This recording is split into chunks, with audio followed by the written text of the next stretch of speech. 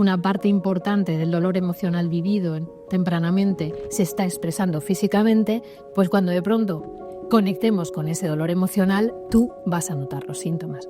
Eso es una buena noticia, aunque para ti sea algo difícil de sostener, que el dolor de la reexperimentación a un nivel no te lo va a quitar nadie. Vamos, que abandono no ha habido en nuestro caso, probablemente por eso, porque eran pacientes que ya sí que lo tenían muy claro. Vamos a exponer un caso que, bueno, pues como dice el título de la presentación, lo abordamos básicamente con EMDR, ¿no? Con la técnica que, traduciendo las siglas, suponen de sensibilización y reprocesamiento por el movimiento ocular, que es lo que realmente significa EMDR, ¿no? Nosotros trabajamos esencialmente con esa técnica. Nuestro encuadre es un encuadre de psicoterapia breve, pero que encaja la técnica como la base fundamental con la que nos movemos fundamentalmente, además, para el tratamiento del trauma. Entonces, bueno, pues es una técnica en todo caso que puede encajar muy bien en cualquier abordaje. No es una técnica que tenga que ser exclusiva desde una determinada orientación.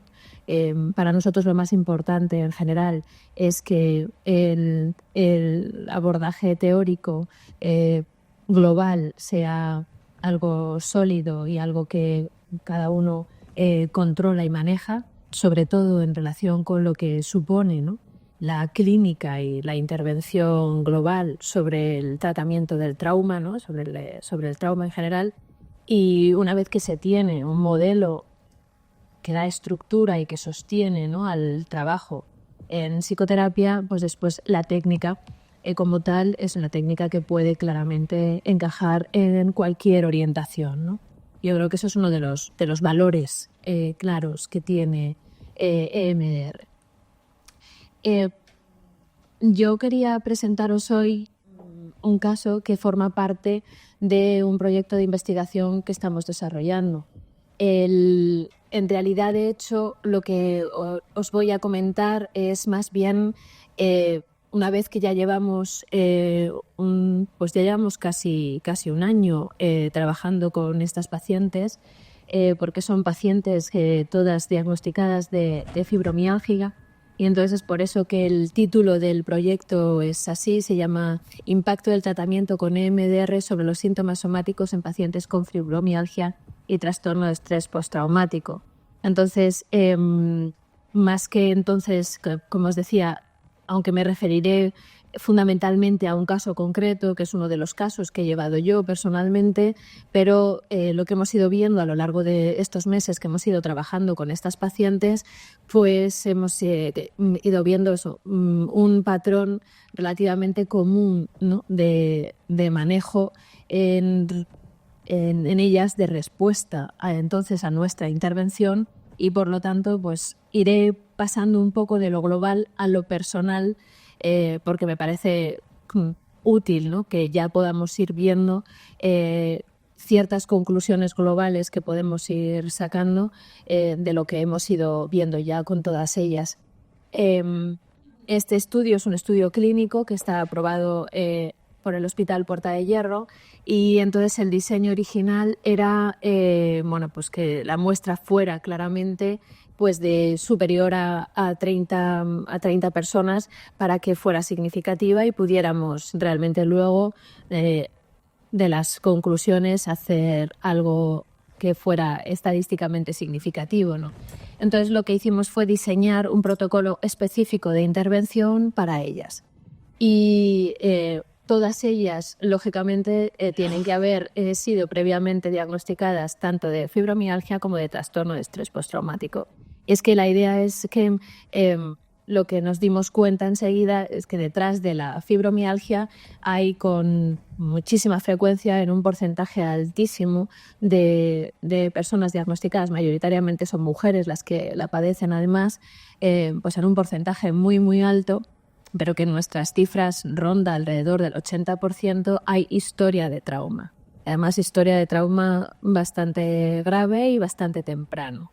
Entonces, la idea fue pensar que claramente hay un nivel en el que ese dolor que canalizan a través del dolor corporal y que por lo tanto somatizan, puede ser un dolor emocional que en su momento pues, no pudo ser visto, no pudo ser tratado, no pudo ser manejado adecuadamente, ¿no?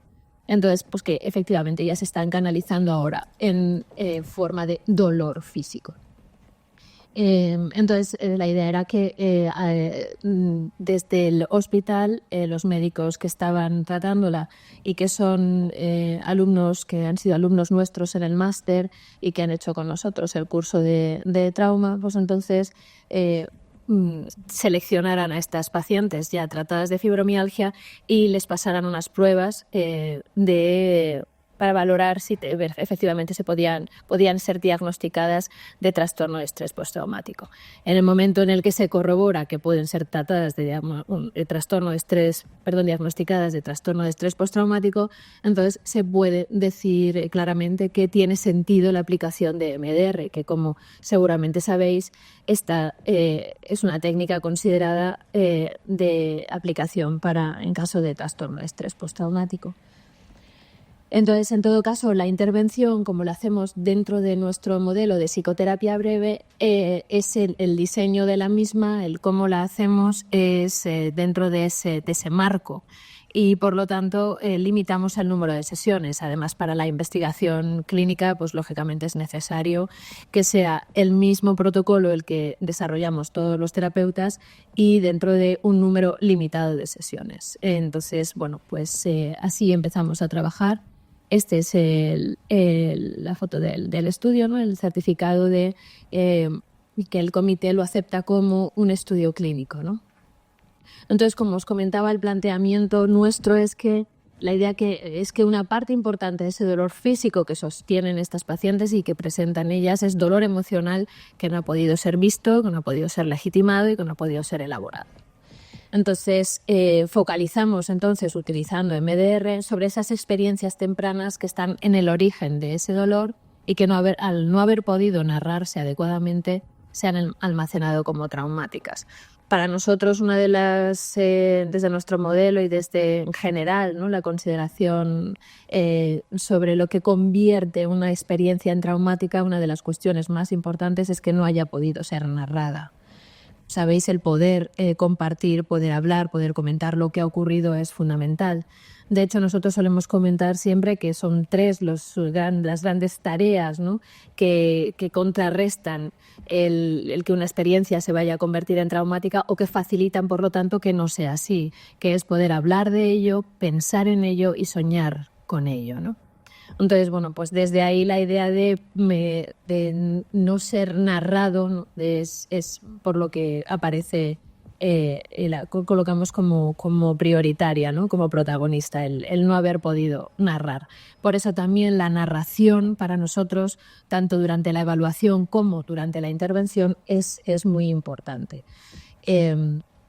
Entonces, como os comentaba, pues eso, si focalizamos utilizando además la herramienta, ¿no? Que es tan eficaz y que es demostradamente eficaz, estamos combinando justo lo que son los dos grandes enfoques, el enfoque de psicoterapia breve, que como seguramente sabéis, lo que supone fundamentalmente es hacer focalizar en lo que nos parece que puede ser lo que está realmente relacionado con lo que produce sufrimiento hoy, qué experiencias, ¿no? Qué vivencias anteriores, fundamentalmente tempranas, son sobre las que hay que focalizar porque son las que nos explicarían fundamentalmente el sufrimiento y por lo tanto el motivo de consulta actual. Y entonces desde ahí, sobre esas experiencias tempranas es sobre las que fundamentalmente elegimos las dianas, sobre las que después trabajaremos y sobre las que incidiremos ya específicamente con EMDR. Pero os explicaré más despacio cómo hacemos este proceso, ¿vale? Entonces, si esto es así, si son pacientes que efectivamente tienen historia de trauma, han podido, o sea, han sido diagnosticadas de trastorno de estrés postraumático, tienen estas experiencias tempranas y hacemos sobre ellas impacto con esta técnica, deberíamos esperar que el alivio sintomático fuera grande. Que lógicamente el poder procesar, ¿no?, esas experiencias de esta manera, con una herramienta demostradamente eficaz, pues que las ayudase lógicamente y que en algún nivel el alivio fuera importante. Entonces, bueno, pues esa fue un poco la hipótesis, ¿no? Entonces, como os decía, yo os voy a traer a María, que es el nombre ficticio de una paciente con la que yo trabajé, pero que, como os comentaba antes, ¿no?, podría ser cualquiera de las pacientes, porque todas tienen un patrón muy común en relación con su historia, con la forma de manejarse con la historia traumática y con la forma de manejarse en general con la vida hasta haber llegado hasta nosotros, ¿no? Entonces, en realidad me daría un poco igual hablar de cualquiera de ellas. Además, en el proyecto de investigación colaboran varios colegas nuestros, todos lo estamos trabajando en ello de forma, o sea, gratuitamente. Son gente voluntaria que han hecho la formación con nosotros y que están pues atendiendo a estas pacientes, ¿no? Pero a todos ellos les superviso yo. Con lo cual, claro, la historia de todas las pacientes, la evolución de todas ellas, pues yo la conozco muy bien. Con lo cual, claro, a las que yo estoy atendiendo las puedo comparar perfectamente, sin ninguna duda, con el resto de pacientes que pertenecen al estudio, y desde ahí puedo claramente decir, ir viendo, ir observando, ¿no?, las similitudes en general. Entonces, María tiene historia temprana de trauma, pero la mayoría, como os decía, la mayoría de las pacientes tiene historia temprana de trauma. Bueno, en realidad la mayoría no, hasta ahora la totalidad. Llevamos ya trabajando, hemos hecho, como os expondré a continuación, hemos hecho el estudio es con repartiendo aleatoriamente a las pacientes en grupo control y grupo tratamiento. Y ahora estamos terminando, hemos hecho 2 bloques, un primer bloque de pacientes que han ido a tratamiento y otros a control, y un segundo bloque que estamos con el tratamiento de ese segundo bloque, y nos quedaría trabajar con el grupo control, con lo cual ya llevamos pues 20 y tantas pacientes, ¿no? Con lo cual pues ya tenemos bastante información y ya tenemos en todas ellas, en la totalidad hasta ahora, hay historia temprana de trauma. Y lo que pasa es que muchas veces esa historia está plagada de acontecimios de los que normalmente y sin ninguna duda cualquiera consideraría traumáticos, ¿no? Por ejemplo, el abuso sexual o el maltrato físico por parte de las figuras principales de apego. Pero en otros casos el trauma es menos visible, ¿no?, porque el trauma tiene que ver con la calidad del apego, ¿no?, la negligencia parental, la inversión de roles, la falta de vínculo por diferentes motivos, pues ha producido lo que Alan Shore llama el trauma relacional temprano, ¿no?, trauma de apego, ¿no?, lo que podemos teniendo, cada autor le pone un nombre, pero en realidad estamos hablando de eso, ¿no?, de un problema vincular temprano que es tan traumático como sufrir maltrato o abuso y que al final nos lleva a desarrollar los mismos síntomas. Con lo cual, todas ellas tienen historia temprana de trauma. En el caso concreto de María, existe el abuso sexual y además lo padece durante unos años, un periodo, en todo caso, cuando ella era prácticamente una bebé, y el que lo ejerce es su propio padre. Entonces, claramente en esta paciente la historia traumática es difícil y es muy condicionante, porque además en algún momento, cuando ella está en el tratamiento, recuperando algunos recuerdos de lo vivido, pues lo que también tiene, de lo que recuerda y lo que vuelve a visualizar es que en algunas de las ocasiones estaba su madre delante, y eso es pues mucho más duro incluso que la propia experiencia de abuso, ¿no? Y fue lo más costoso, como suele pasar. Suele ser casi más costoso llegar a entender y llegar a poder asumir, ¿no?, que mamá no te protegió cuando has recibido abuso por parte de papá o de cualquier otra figura, ¿no? Entonces, en ese sentido, por eso os pongo también, ¿no?, que sufre la historia de abuso por parte de su padre, pero también la desprotección y el consentimiento por parte de su madre, ¿no? Y todo eso supone una experiencia temprana muy traumática, lógicamente. El segundo golpe que ella vive, ¿no?, ese segundo golpe del que solía hablar Freud, ¿no?, pero que se ve mucho en trauma, porque es primero, ante esas primeras experiencias, normalmente hay un estilo defensivo, ¿no?, de que uno maneja, ¿no?, desarrolla en ese momento para sostener, ¿no?, eso que has vivido, pero que ante un acontecimiento posterior, de alguna manera, eso quiebra, ¿no?, se rompe y no termina de poder seguir siendo algo que puedas sostener tal y como había venido sosteniendo hasta el momento, ¿no? Y ese segundo golpe para ella lo supone el ver que es su propio hijo de pronto se convierte en abusador. Es un acontecimiento aislado y puntual, pero entonces lo que le hace a ella darse cuenta y pensar es, primero, es un revivir, ¿no?, reexperimentar aquello que ella misma vivió, y después el darse cuenta de que ella tampoco ha sabido proteger y hacer las cosas bien en relación con sus hijos. Entonces, como os comentaba, la mayoría de las pacientes tienen un segundo acontecimiento vital importante y más tardío que provoca un impacto de tal naturaleza que es el que suele desatar además el comienzo de la sintomatología. Sobre él enfocan estas pacientes su mirada y sobre él, con suerte, enfocan algunos colegas la suya, y en general con poco éxito, ¿no? Es mucho más fácil para todos mirar ese acontecimiento que suele ocurrir en un pasado más reciente.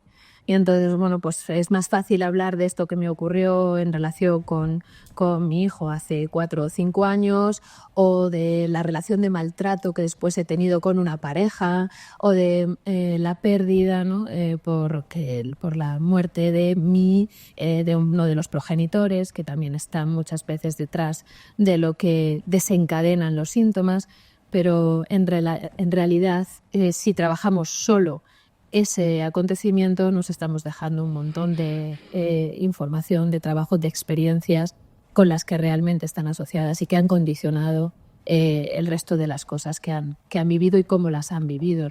Entonces, muchas de ellas incluso han tenido tratamientos psicológicos anteriores que les han servido en un nivel, porque en todo caso, claro, trabajar los acontecimientos desarrollados en relación con ese segundo golpe, pues va a generar cierta eficacia, pero lógicamente no va a terminar de ser reparador, ¿no? Por eso decía con poco éxito.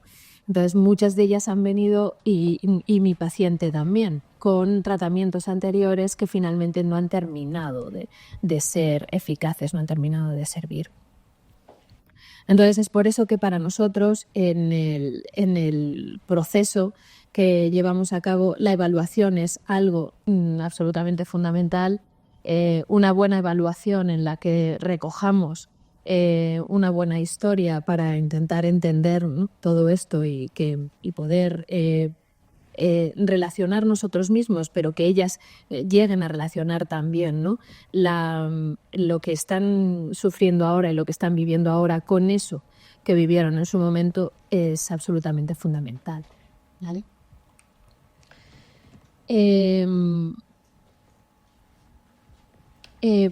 el problema es que también, como os decía aquí, ¿no? Lo de que algunos colegas enfocan, ¿no? La mirada con suerte, sobre ese segundo golpe, ¿no? Y desde ahí a lo mejor pues se habla de trastorno de estrés postraumático, y entonces los psicoterapeutas pues sí que seguramente dirigirán, ¿no? la mirada sobre ello, pero no es el caso de la mayoría de los médicos que suelen consultar. No suelen tener presente, protocolizado, ¿no? el que eso haya podido ser efecto de una historia o tener en cuenta el diagnóstico de estrés postraumático.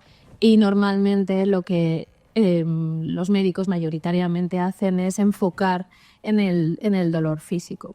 Y entonces, claro, todas ellas están tomando gran cantidad de medicación. No es que tengamos ningún problema con todo esto, pues, ni con la forma de actuar de los médicos, ni de la toma de medicación, pero sí que por parte, de hecho, de estos médicos que colaboran con nosotros y que fueron estos dos alumnos que os comentaba, ¿no? Al principio, que fueron los que además movieron la iniciativa de llevar a cabo este estudio. La idea era si hay algo más que se puede hacer y detrás de todo esto hay algo más que tiene que ver con los aspectos psicológicos, ¿no? de lo que es ese dolor.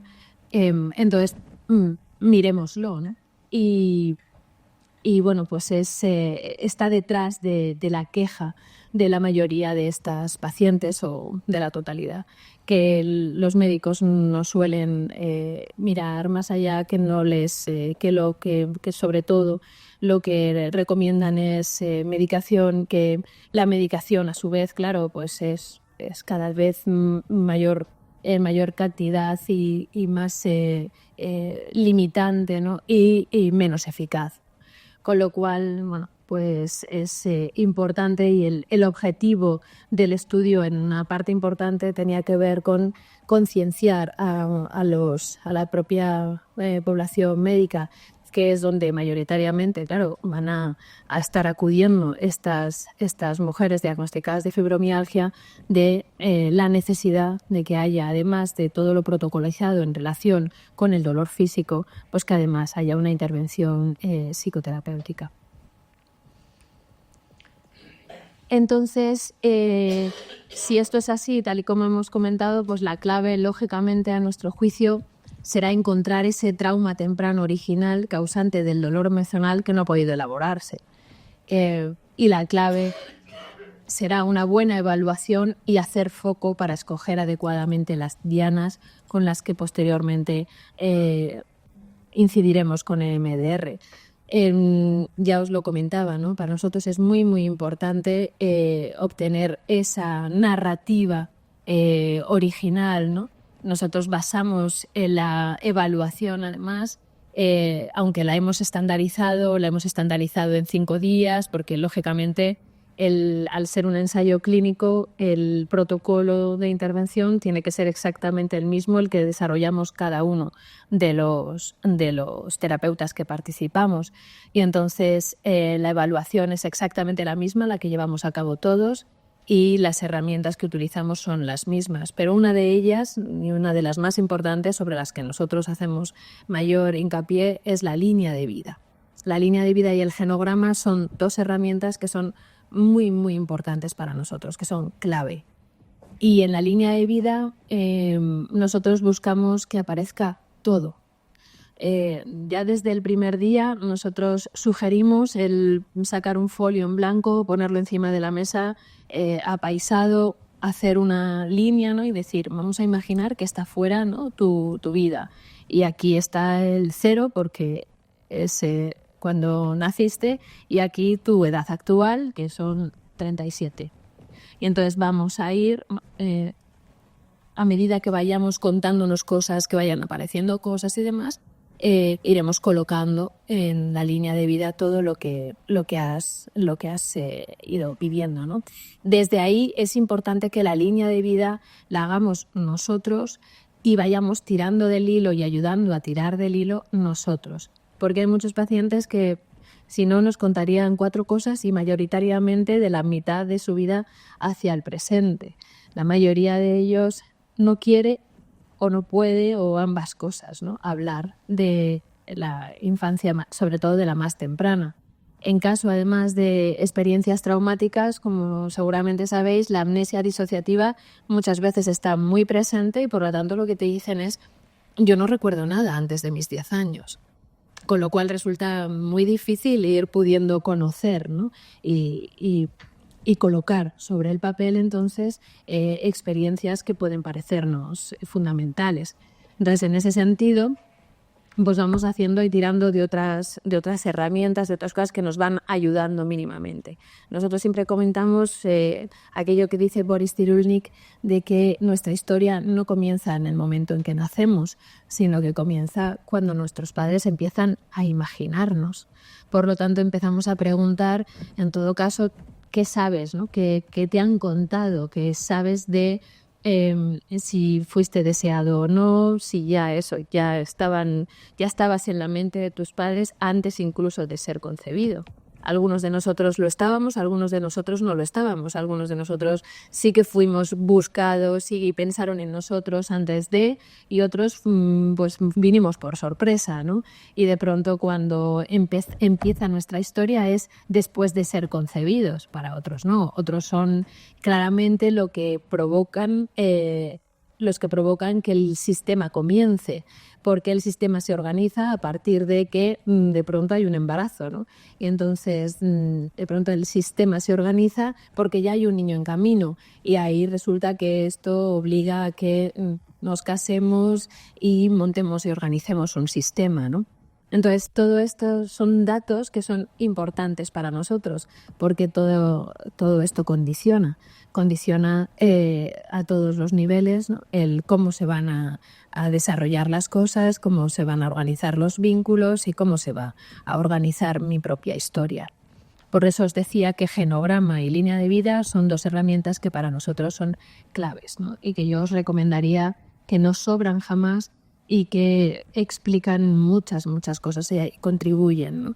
Entonces luego siempre buscamos la manera de ir obteniendo información que te han contado, que sabes acerca de cómo fue el embarazo, cómo eras de bebé. Hay alguna foto, la fotobiografía, las fotos suelen ayudar mucho también para obtener información en relación con esos primeros años. Si hay cosas que en principio no recuerdas, pero hay una foto que prueba determinadas cosas, de ahí podemos ir tirando también, ¿no? Y obteniendo información. El caso es que para nosotros, aunque vamos compaginando durante la evaluación pruebas estandarizadas específicas con la entrevista y con ir completando genograma y línea de vida, siempre vamos aprovechando la información obtenida a través de diferentes pruebas para ir organizando una línea de vida que sea claramente completa y lo más densa posible, ¿no?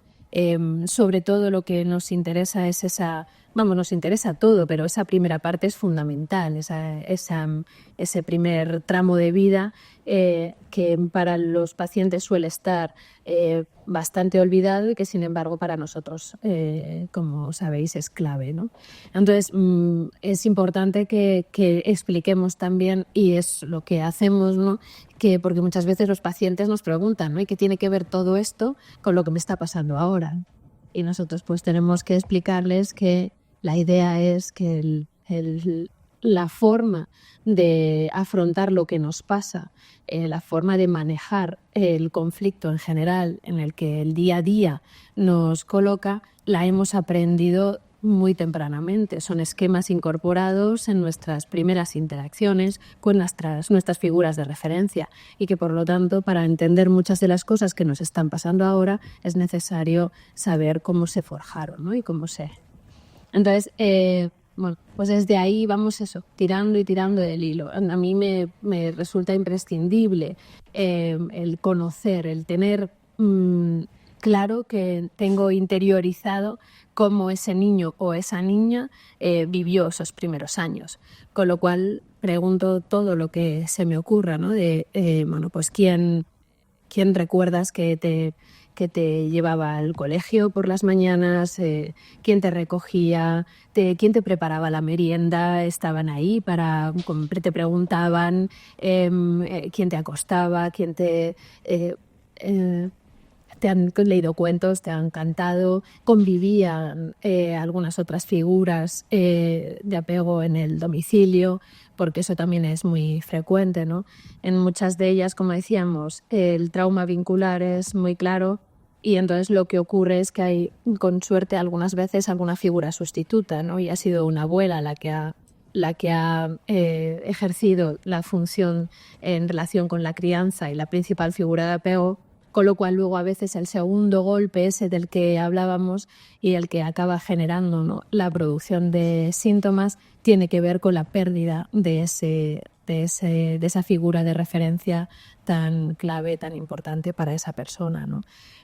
Preguntamos por todo, por cambios de residencia, por colegios, por supuesto por lo que recuerden de vida escolar, de amigos, de relación entre los hermanos, cómo era el día a día para ese niño o esa niña, ¿no?, durante la infancia, cómo eran los días más normales, pero también cómo eran los fines de semana o los días más especiales, cómo recuerdan las Navidades, cómo se celebraban sus cumpleaños. Todo este tipo de cosas son importantes y ayudan, ¿no?, a ver a esa niña. Ayudan además también a las propias pacientes a ir haciendo asociaciones, a generar recuerdos que provocan un estado emocional determinado y entonces empiezan ellas mismas a darse cuenta cómo cuando están emocionalmente tocadas recurren al dolor, ¿no?, para expresarlo. Y entonces eso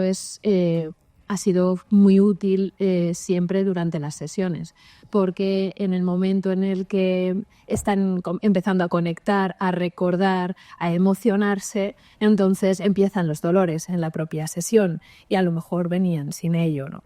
Entonces empieza también para nosotros la posibilidad de que ellas se den cuenta, hagan conciencia de cómo efectivamente el mundo emocional está siendo canalizado, está siendo expresado a través de la somatización. Con lo cual, durante la evaluación ya ellas en esas sesiones se van sintiendo claramente removidas y empiezan a ver claramente esa asociación. De hecho, yo siempre cuento la anécdota de que al comenzar a trabajar hace un año que empezamos con el primer grupo de tratamiento, al empezar a trabajar, recuerdo que a las 2 o 3 semanas de empezar los primeros terapeutas, pues me llamó el director médico y me dice: yo, Begoña, que es que me están llegando las pacientes a urgencias después de salir de las sesiones con los terapeutas. Dice, a ver si esto está saliendo fatal y nos va a salir en el estudio que MDR fastidia más que ayuda. Y claro, yo le dije, tranquilo, Juan, esto es normal, estamos en la evaluación, están muy removidas y entonces están claro, exacerbándose los síntomas. Digo, de hecho, no hemos empezado todavía con MDR, o sea, todavía no se puede decir que MDR haga nada, ni en un sentido ni en el otro. Estamos en la evaluación, ¿no? Bueno, vale, pues si esto es normal, sí, esto es normal, claro, lógicamente, ¿no? Dime. ¿Dónde está la ansiedad? En un momento dado, o sea, ahí momentáneamente en la sesión generaba una cierta perturbación a veces que efectivamente canalizaban con el síntoma y entonces sí que, claro, pues lógicamente a la hora de salir de la sesión y tal y de sostener lo que les iba pasando, ¿no?, lo que iban, pues a ellas les llevaba claramente a decir, bueno, a mí cuando me pasa esto yo acudo a urgencias o voy a consultar a mi médico, ¿no? Entonces ellas iban a ver a su médico. En ningún caso hemos tenido eso, crisis de ansiedad importantes o una exacerbación que estuviera fuera de un rango de lo que ellas están acostumbradas a sostener ni nada por el estilo, ¿no? Hemos ido haciendo todo muy paulatinamente, pero bueno, sí que es verdad que lógicamente la exacerbación de la sintomatología y la sensación de malestar, ¿no?, en relación con qué me está pasando, ¿no? Y al observar eso, pues sí que se ha dado. Lo que pasa es que nosotros sí que utilizando MDR lo que hacemos es que cuando el paciente se activa mucho física o emocionalmente o ambas, ¿no?, en las sesiones, lo que hacemos al terminar normalmente es ayudarles a través de la estimulación bilateral, que es la base de la técnica, a salir relajados y sin síntomas. Lo cual no significa, claro, que esa misma tarde o al día siguiente, claro, nosotros explicamos siempre en sesión y se lo explicamos a ellas, que nosotros cerremos sesión aquí y que cerremos la sesión tranquilitas y estables, no significa que tu cerebro no vaya a seguir. Entonces, claro, no puedes tampoco prever que al día siguiente o tras soñar, por ejemplo, ¿no?, una noche de sueño REM en la que has intentado seguir por ahí dándole vueltas a lo que te ha ocurrido, ¿no?, a los insights que has hecho en sesión, a lo que, pues claro, no, ¿quién puede prevenir eso? De hecho, en un nivel es lo que queremos, no podemos ni evitarlo, ni tampoco, ni podemos ni queremos, porque forma parte del tratamiento, ¿no? Lo que sí hacemos es advertírselo. Y sí, lo que sí hacemos es decirles, todo esto es normal, confía, tranquila, esto lo vas a ir pudiendo manejar y esto es parte del tratamiento, ¿no? Pues podría, pero el hecho es que no se ha producido. Porque claro, cuando lo explicas bien, se sienten entendidas, acogidas, explicadas y además, claro, pues lo ven, lo reconocen, ¿no? Se dan cuenta y tú se lo explicas. Pues claro, si la teoría es que una parte importante del dolor emocional vivido tempranamente se está expresando físicamente, pues cuando de pronto conectemos con ese dolor emocional, tú vas a notar los síntomas. Eso es una buena noticia, aunque para ti sea algo difícil de sostener, pero es una buena noticia porque eso significa que vamos por el buen camino. Lo que pasa es que, claro, es como cuando vas al médico o al dentista y vamos a ver, hoy te he quitado, de hecho, una endodoncia, mañana te va a doler la boca. Entonces, pues vas a tener que estar tomando analgésicos, vas a estar fastidiado, vas a estar tal porque hoy has pasado por una endodoncia, ¿no? O vas al fisioterapeuta y dices, no sé qué es mejor porque venía con dolor en el cuello cuando he entrado en el fisio, pero cuando he salido del fisio me duele el cuerpo entero. Y sabes cuando sales del fisio que vas a estar 3 días dolorido, ¿no? Pues yo les pongo siempre el mismo ejemplo, ¿no? Estas cosas pueden pasarnos. Entonces, si están advertidas, saben lo que tú sabes y que tú controlas lo que está ocurriendo, se lo explicas bien y demás, pues claro que van a salir removidas y van a salir fastidiadas, pero lo llevan y de hecho pues todas han seguido. Sí, a ver. Respecto, que me adelanté y leí lo de la fobia a la reexperimentación. Sí, ahora ¿no? Lo iba a explicar. Bueno, porque en un caso que pude atender, mejor dicho, que no pude atender porque en la primera entrevista, la enferma de fibromialgia, que ya había tenido otras experiencias de tratamientos, me confesó que ella prefería seguir sintiendo dolores que tener que volver a abordar una infancia tan terrible que había pasado, ¿no? Uh-huh. Como que no quería saber. Exacto, sí. Efectivamente eso ocurre y es lo que os iba a comentar, ¿no? Que el abordaje de la disociación que todas ellas se experimentan, porque claro, la somatización ya es una forma de disociar. Si yo en lugar de hacerme cargo del dolor emocional lo canalizo y lo transformo en dolor físico, pues efectivamente estoy disociando, ¿no? Y entonces hace imprescindible que se abra ventana de tolerancia porque si no es imposible combatir la fobia a la reexperimentación. La fobia a la reexperimentación es clave y ahora explicaré cómo la fuimos manejando nosotros y por qué en el protocolo se hace mucho hincapié en eso. Porque efectivamente, ¿no?, en cualquier el abordaje de cualquier experiencia traumática, uno de los enemigos fundamentales que tiene es la fobia a la reexperimentación. Cualquier paciente va a decirte que efectivamente prefiere seguir sintiendo este dolor y tomando pastillas y haciendo lo que sea antes que afrontar aquello, ¿no? Entonces, de hecho, cuando nosotros se lo hemos ofrecido a una comunidad de pacientes con fibromialgia muy, muy amplia, aunque hemos tenido una respuesta fantástica y tenemos lista de espera y hay muchísima gente dispuesta, no son todas las que podría o cabría esperar que podrían venir. Muchas han dicho quita, ¿no? O sea, no quiero mirar eso, ¿no? Porque efectivamente es muy doloroso. La experiencia es muy dolorosa. Entonces eso es algo que claramente comentamos también el primer día, ¿no? Cuando explicamos lo que vamos a hacer y cómo vamos a abordar todo, que no queda más remedio que efectivamente mirar aquello, que va a ser muy doloroso y que es pues como el modelo médico siempre nos suele servir bastante, ¿no? Cualquier intervención quirúrgica, por ejemplo, es una intervención que va a suponer dolor, que va a suponer un posoperatorio complicado, que puede, ¿no?, llevarnos y producirnos mucha molestia, pero que compensa porque después los resultados van a ser claramente favorables, ¿no?, y favorecedores.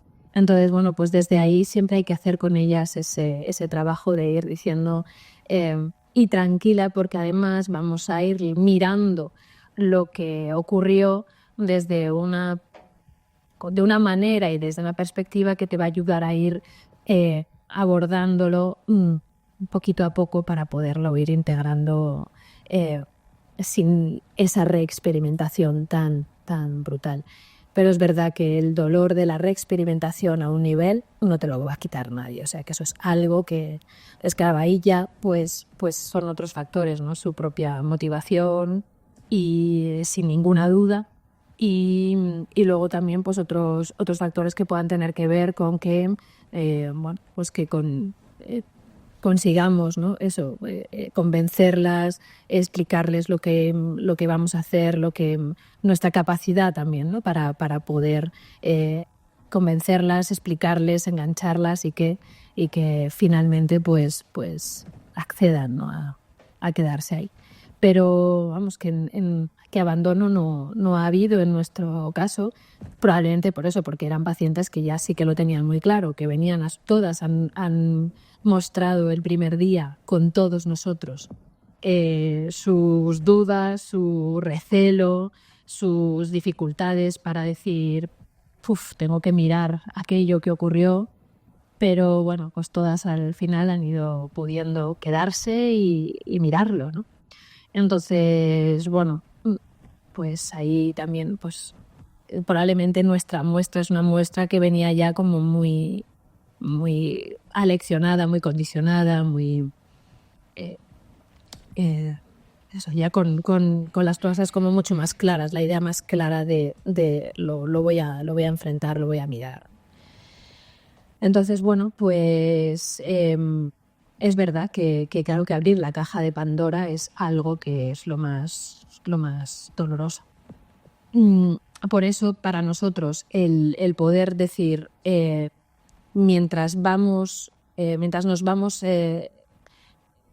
llega el momento en el que vamos a colocarte, ¿no?, teniendo que mirar de frente aquello que ocurrió ya para trabajarlo en intensidad, vamos a ir haciendo, ¿no?, todo un acercamiento que comienza con esa evaluación en la que poco a poco, primero simplemente vamos a ir hablando de ello y vamos a ir haciendo consciencia de cómo nos afecta, cómo impacta emocionalmente, va transformándose en dolor y vamos haciéndonos cargo muy despacito, pero siempre manteniendo el tono narrativo, siempre manteniendo el contacto visual, ¿no? Porque luego veremos que cuando nosotros hacemos EMDR, pues en algunos momentos, como hay diferentes formas de aplicar la estimulación bilateral, pues vamos a trabajar con movimientos oculares y el paciente va a estar con ojos abiertos, pero en otras ocasiones vamos a trabajar con toques y el paciente va a estar con ojos cerrados. Cuando el paciente cierra los ojos y se mete en el recuerdo, puede ser también más desbordante emocionalmente el con ojos cerrados meterse en el recuerdo porque el recuerdo inunda, ¿no? Por eso al principio vamos a estar manteniendo ojos abiertos, sosteniendo mirada, sosteniendo el tono narrativo, el que me lo puedas ir contando sin meternos demasiado, ¿no?, a cubrir los aspectos emocionales, sino solo desde vamos a ir narrando lo que ocurrió, y de esa forma también es más fácil que el adulto esté presente y que entonces se pueda ir sosteniendo, y que aunque haya cierta movilización emocional y física, ¿no?, esa simplemente esté al servicio de que puedan hacer consciencia, pero no de que terminen decidiendo que no lo miro y que me voy, ¿vale?